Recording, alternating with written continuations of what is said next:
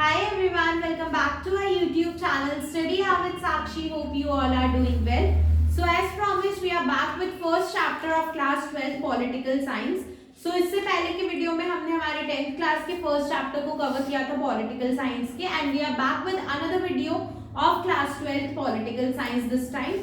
सो please जिस किसी ने भी हमारे 10th क्लास वाले वीडियो को नहीं देखा, आप अपने फ्रेंड्स फैमिलीज के साथ शेयर कर सकते हैं जो 10th बोर्ड दे रहे हैं, एंड इस वीडियो को आप अपने फ्रेंड्स फैमिलीज के साथ शेयर कर सकते हैं जो 12th बोर्ड दे रहे हैं, ताकि उनको इससे हेल्प मिले and they can prepare well for their exams. So without wasting any further time, let's begin with our today's topic.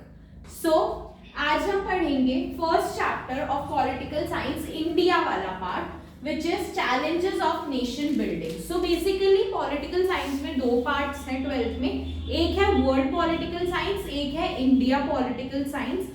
ज्यादा स्कोरिंग इंडिया पॉलिटिकल साइंस होती है बिकॉज वो बहुत इजी होती है, उसमें वही पॉलिटिकल साइंस होती है जो हमने फर्स्ट से लेकर 9th क्लास तक पढ़ी है हमारी इंडिया की. सो इसलिए हम पहले वो कवर कर रहे हैं. सो फर्स्ट चैप्टर इसमें है आपका challenges of nation building.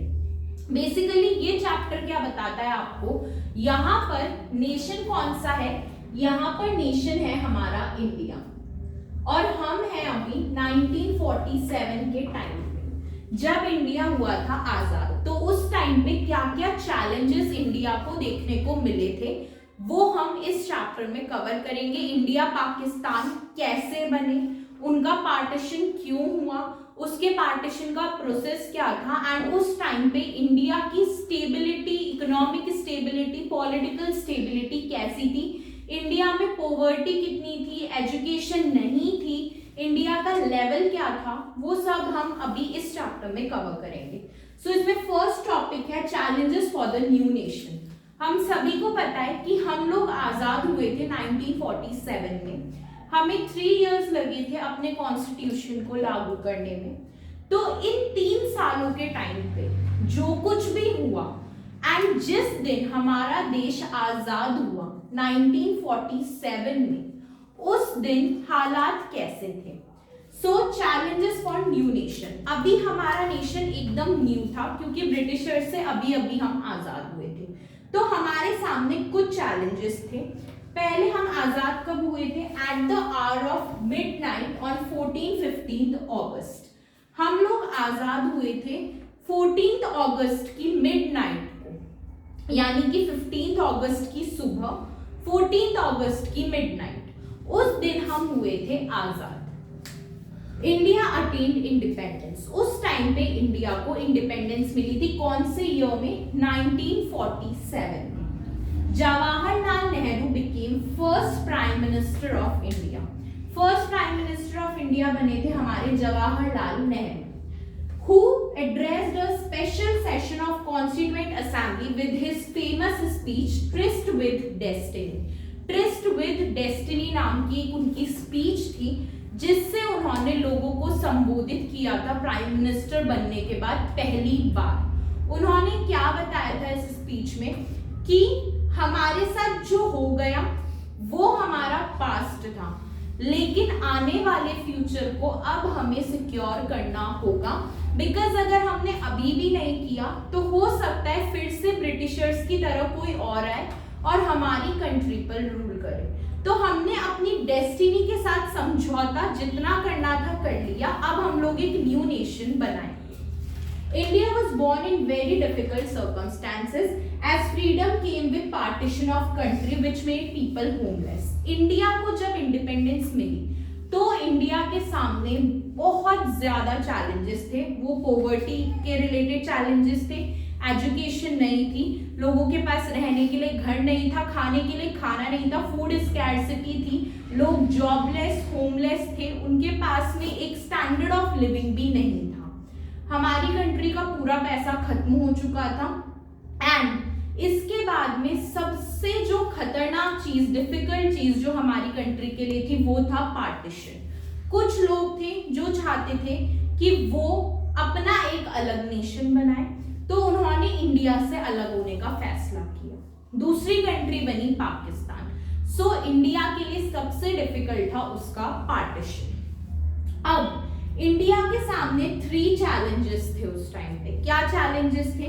First challenge was to shape nation, nation को शेप करना, यानी कि जो नेशन बिगड़ चुका है, जो कंट्री बिगड़ चुकी है, जिसमें पैसा नहीं है, गरीबी है, एजुकेशन नहीं है, पॉवर्टी है, लोग होमलेस है, जॉबलेस है, अनएम्प्लॉयमेंट है, हंगर है, उसको वापस से एक अच्छा nation banana, that was United. और ये नेशन कब अच्छा बन सकता है? जब सब लोग कहाँ हो, एक साथ हो, एक जगह पर हो, एक साथ हो, यूनिटी में हो, तब ये नेशन बन सकता है। तो इंडिया के सामने चैलेंज था अपने नेशन को शेप करना, सेम टाइम पे यूनिटी, एकता को भी मेंटेन करके रखना, येट अकोमोडेटिव ऑफ डाइवर्सिटी। इसी में एक चैलेंज था, इंडिया में बहुत सारे अलग अलग कास्ट के लोग थे, वो सारे अलग अलग कास्ट के लोग एक साथ रहे, यूनाइटेड रहे और नेशन को शेप करें। ये एक सबसे इंपॉर्टेंट चैलेंज था। इससे क्या होगा?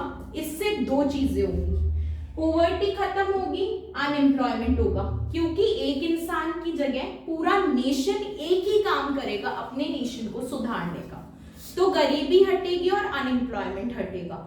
तो गरीबी और अनएम्प्लॉयमेंट को हटाने के लिए सबको यूनाइटेड होना होगा। तो पहला चैलेंज था नेशन को शेप करना, यूनिटी को बिल्ड करना और पॉवर्टी और अनएम्प्लॉयमेंट को खत्म करना। Second challenge was to establish democracy. दूसरा चैलेंज था डेमोक्रेसी को एस्टैब्लिश करना, लोकतंत्र को एस्टैब्लिश करना, क्योंकि पहले कंट्री मोनार्कियल थी, उसके बाद कंट्री डिक्टेटर हो गई थी, तो अब कंट्री को बनना था डेमोक्रेटिक। तो दूसरा चैलेंज था डेमोक्रेसी को एस्टैब्लिश करना। Third challenge was to ensure development. Third challenge था डेवलपमेंट को इंश्योर करना and wellbeing of entire society, और पूरी सोसाइटी के वेलबींग को इंश्योर करना, उनकी भलाई को इंश्योर करना। तो ये तीन चैलेंजेस कंट्री के सामने थे, पार्टीशन, डिस्प्लेसमेंट एंड रिहैबिलिटेशन। अब ये तो हमने यहाँ पढ़ा कि कब हम आजाद हुए, उसके बाद हमारे पास क्या चैलेंजेस थे, उन चैलेंजेस के लिए हमें वर्क करना था, हमारे को हमारी डेस्टिनी के साथ समझौता नहीं करना था, ये सब हमने यहाँ पढ़ा। नेक्स्ट टॉपिक है हमारा partition, displacement and rehabilitation. Partition हुआ, कैसे हुआ? लोग डिस्प्लेस हुए, अपनी जगह से गए और कहीं पर जाकर रिहैबिलिटेट हुए, यानी कि दूसरी कंट्री में शरणार्थी बनकर गए। वो कैसे हुआ वो देखते हैं। On 14th and 15th August 1947, India and Pakistan came into existence. 14th और 15th अगस्त की मिडनाइट को जब जवाहरलाल नेहरू ने ये स्पीच दी, उसी टाइम पे दो नेशन एग्जिस्टेंस में है, एक था इंडिया, एक था पाकिस्तान। अब ये पाकिस्तान बना क्यों था? यहाँ पर थी एक टू नेशन थ्योरी। वो टू नेशन थ्योरी क्या थी कि कुछ मुस्लिम्स थे जो इंडिया में रहते थे, उन्होंने अपनी एक पार्टी बना रखी थी जिसका नाम था all India Muslim league, AIMA। All India Muslim league ने क्या बोला कि इंडिया में एक नहीं दो रिलीजन है, India does not have one but two religions. India में एक नहीं दो रिलीजन्स है, which are Hindus and Muslims, जो है हिंदूज और मुस्लिम्स। सो इसके लिए क्या होना चाहिए? एक सेपरेट नेशन होना चाहिए। किनके लिए होना चाहिए? So it demanded separate nation for Muslims, namely Pakistan. Muslim league ने क्या बोला कि हिंदूज को तो इंडिया मिल गया, मुस्लिम्स को भी एक सेपरेट नेशन मिलना चाहिए जो है पाकिस्तान। तो उन्होंने बनवाया पाकिस्तान। ये था फर्स्ट रीजन पाकिस्तान बनने का। सेकेंड रीजन क्या था? Political development. पॉलिटिकल डेवलपमेंट हो रहे थे, राइट्स बन रहे थे, कॉन्स्टिट्यूशन बन रहा था। मुस्लिम्स को लग रहा था कि शायद हिंदूज हम पर अब क्या करेंगे, हम पर रूल करेंगे, जबकि ऐसा रियलिटी में नहीं था। उनको लग रहा था कि पॉलिटिकल डेवलपमेंट्स अब होंगे जिससे हमारी जो माइनॉरिटी है वो खतरे में आएगी, लेकिन ऐसा कुछ नहीं था। तो उन्हें क्या लगा, उन्हें इन्फ्लुएंस हो गया पॉलिटिकल डेवलपमेंट्स की वजह से, इसलिए उन्होंने अलग नेशन डिमांड किया। दूसरा था ब्रिटिशर्स का जाना। ब्रिटिशर्स ने क्या बोला अपने जाते जाते कि हमारा रूल तो खत्म हो गया, अब इंडिया में जितनी भी स्टेट्स है वो डिसाइड कर सकती है कि उन्हें इंडिया में रहना है या अपना एक न्यू नेशन बनाना है। जब ये न्यू नेशन बनाने का ऑप्शन स्टेट्स को दिया गया तो स्टेट्स ने क्या बोला कि हमें इंडिया में नहीं रहना, we have faced a lot, हमें आजादी नहीं मिली, हमें ब्रिटिशर्स के रूल में रहना पड़ा, क्या गारंटी है कि इनके जाने के बाद हमें डेमोक्रेसी मिलेगी, इसलिए क्या बना दो, एक नया नेशन बना दो पाकिस्तान। तो इस वजह से भी पाकिस्तान क्रिएट हुआ था, यानी कि पाकिस्तान क्रिएट होने के भी दो रीजंस थे। सो इस वीडियो में हमने कवर करा इंडिया के चैलेंजेस, इंडिया कैसे आजाद हुआ, उस टाइम उसके पास कौन से चैलेंजेस थे और पार्टीशन क्यों हुआ। कल वाले वीडियोस में हम कवर करेंगे पार्टीशन के प्रोसेस और आगे की चीजें जो इस चैप्टर में हैं। So stay tuned for our next video. Please watch this video, like, share and subscribe to our YouTube channel Study Hour with Sakshi. We'll be back with another video soon. Till then, stay tuned. Take care.